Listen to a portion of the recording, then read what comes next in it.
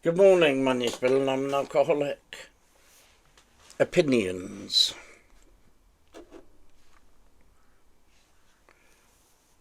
The whole world may be doing really silly things, but I'm doing something infinitely sillier. Where I'm saving my life by turning a career of addiction around, not with medical help, not with surgery, not with pills, but with something so simple it almost defies logic. Altering a life, altering the course of a life lived on the edge, and moving from a walking, dying man to one that's living and breathing and healthy and happy, is where ultimately the 12 steps have taken me. Where I've achieved all of this just by changing my attitudes, redirecting my thinking, altering my needs, reducing resentments, looking at my fears, and showing some willingness and acceptance. It's how AA has been a guiding light in the recovery of alcoholics of our type for this past 85 years.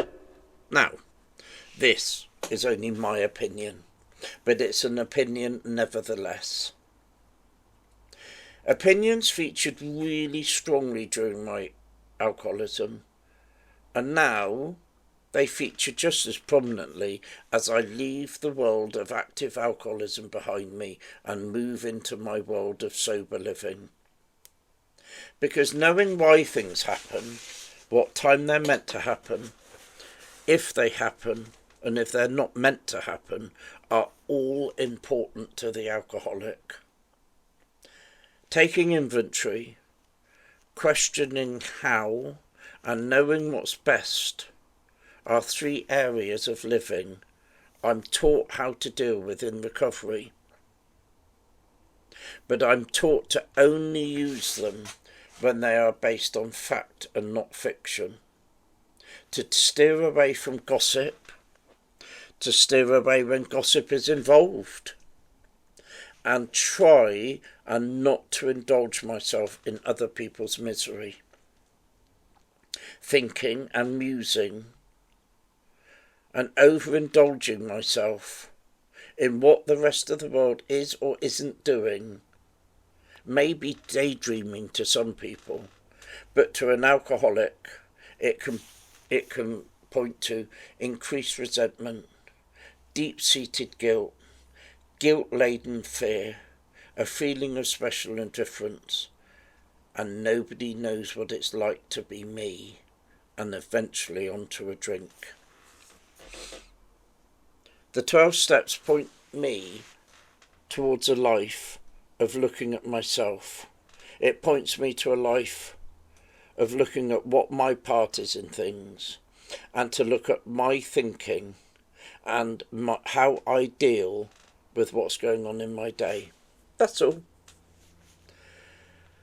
It teaches me that I need to concentrate not so much in what needs to be changed in the world as what needs to be changed in me.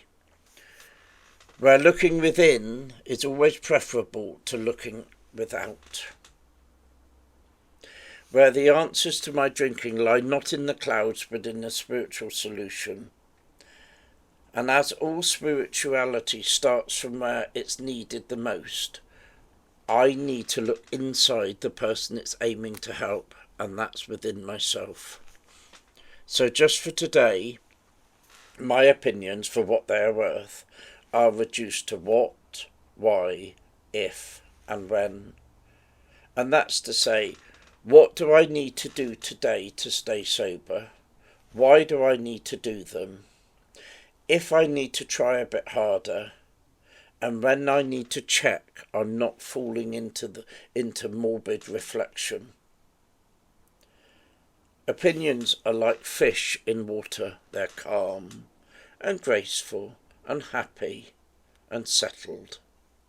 But as soon as they're out of water, they flap and struggle and wriggle and panic. So I'm going to try and keep my opinions to myself today.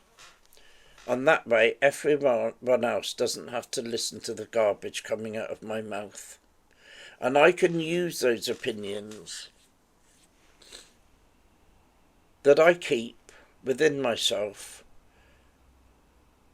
to concentrate on fulfilling my primary purpose, which is to stay sober and ultimately to help another person achieve sobriety. Bill the Shirt, Bristol.